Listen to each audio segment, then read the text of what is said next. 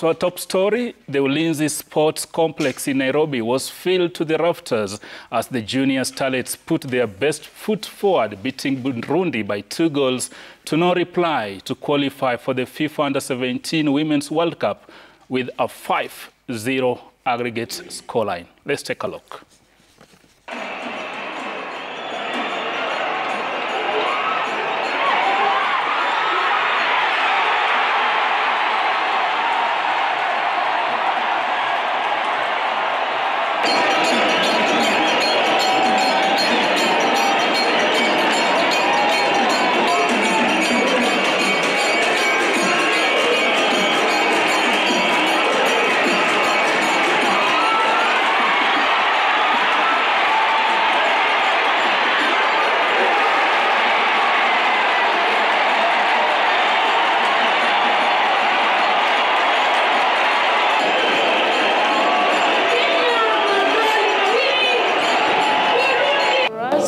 It's a blessing from God because this is the first time we are experiencing this, and it's also something big for the country and for us. So we are more motivated to even go and perform better at the World Cup. So this win will be able to tell the other players or teams that it is possible to go to the World Cup, and with proper structures and investment, I believe we can get more teams to go to the World Cup. And of course, that's Coach Mildred Cheche giving us sentiments after that match. Shitera, I'll begin with you. This is women football you followed very closely. Probably this happened in our lifetime. We never thought this would be possible. We never thought this would be possible. And when the structures were being laid, when the current FKF regime came to power in 2016, I think this is Nick Mwendwa's project, and he was very passionate about it together with the deputy Doris Petra. And so many people thought that how are women going to do it? But imagine, count 8 years down the line, they have done us proud as the first and the only football team to qualify for the FIFA World Cup.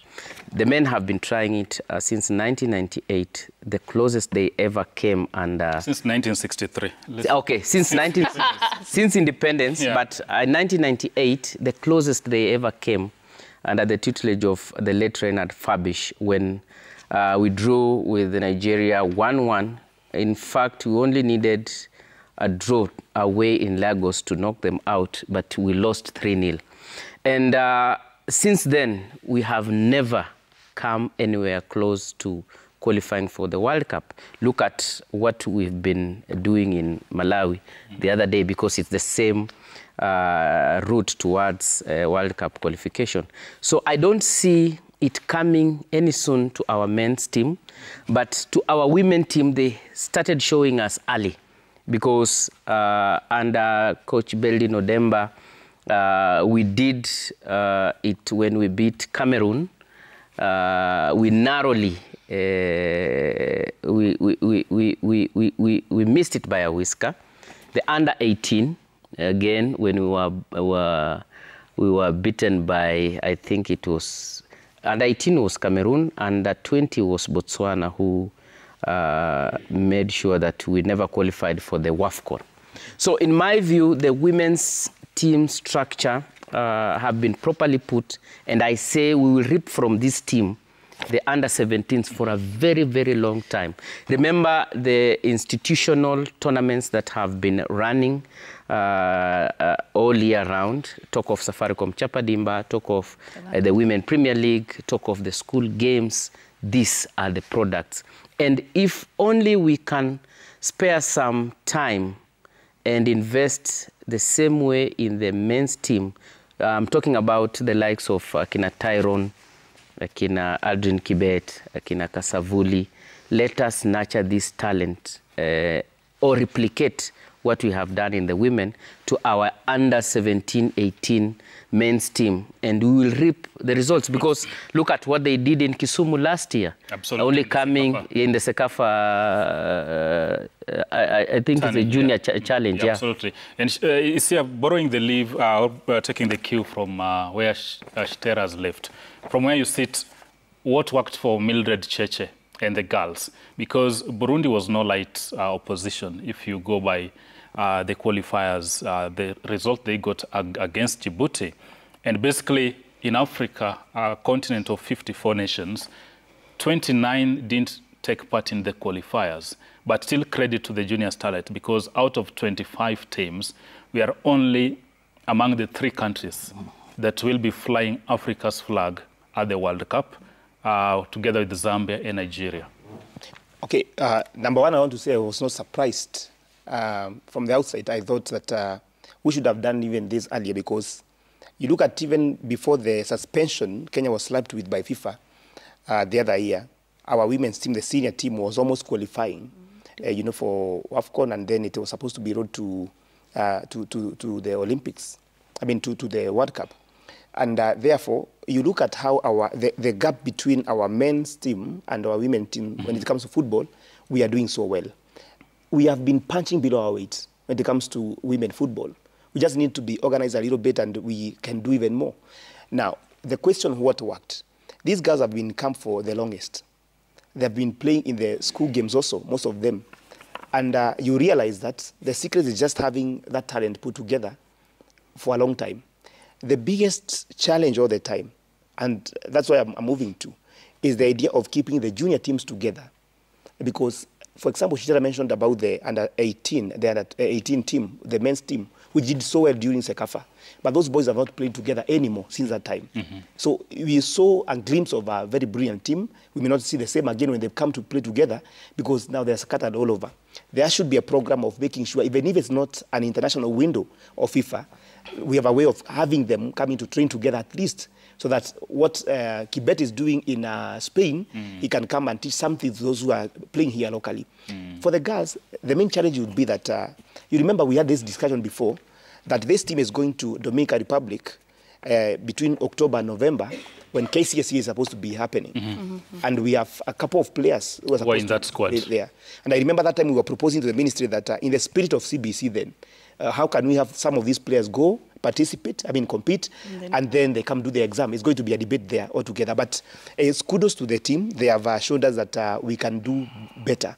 And Swila, this debate about taking care of our youth teams, the underage teams, is a secret. Let me just mention what happened during the trials the other day. Did you see that most of the athletes who have been running for a long time were now not even able to compete well against the junior, the juniors who are there? You saw Faith Cherotich in 3,000 steeplechases. She won easily.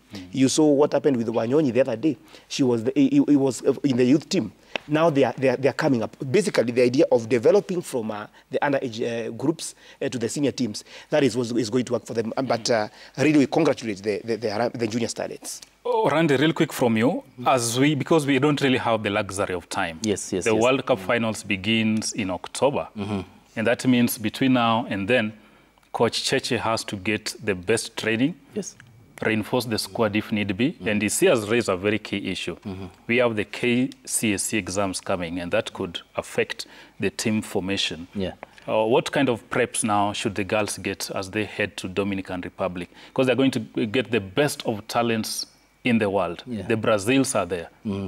Talking about how the exams will affect the squad, I had Coach Mildred Cheche yesterday saying that she's going to engage the Ministry of Education and NEC to see how they can do remedial classes for the girls who will be out. And also when it comes to exams, she said that she will also seek to have the girls have special exams. So I think it's something that she is pursuing, and I don't think in the spirit of the country, of seeing the country excel in other the disciplines, like not necessarily also, only in education, but also in sports, because the government is fully behind the success of the junior starlets. So I don't think the government will really deny the girls a chance to go and play because of the exams. I think they'll work something around. And when it comes to the preparations, I believe what they've been doing so far, as the CS said, is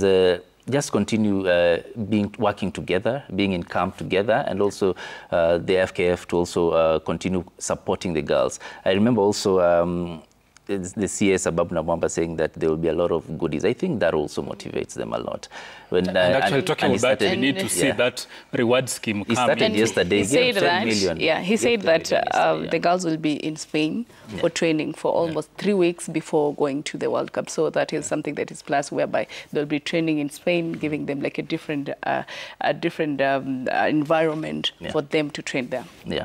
Yeah, so he started he said that he's a giver, he's a man who knows how to give, and the girls understand that. So he started by giving them 10 million yesterday, and I hope that and actually hosted them to a dinner. Yes, the stills we are having on screen. So I know that will also motivate them. When there is such a reward, I'm sure the girls will be motivated. And also looking at how they performed. You know, they had a 3-goal advantage coming into the second leg, and you could still see that they were eager. They had that hunger for more goals. So these are girls who are out to prove themselves, and I believe that will also motivate them to not only go and participate, but also go and at least get somewhere far in that competition. Zita? I think I'll talk about the